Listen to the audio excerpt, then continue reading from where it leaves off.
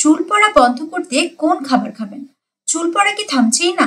প্রতিদিন বালিশে চিরুনিতে চুল? এখনই খাওয়া শুরু করুন এই 5টি খাবার। ডিম।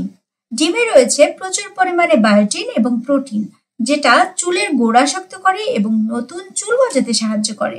বাদাম। বাদামে রয়েছে ভিটামিন ই, যা স্কাল্পে রক্ত সঞ্চালন বাড়ায় এবং হেয়ার ফল কমায়। মাছ, বিশেষ করে ইলিশ, স্যামন ও রুই মাছ।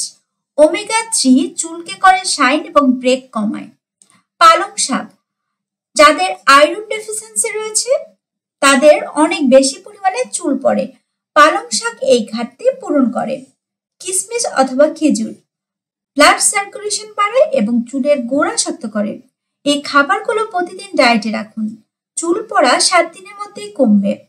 হেয়ার কেয়ার নিয়ে আরো টিপস পেতে চাইলে কমেন্টে লিখুন হেয়ার। হেলথ টিপস পেতে চাইলে আমাদের সাথেই থাকুন।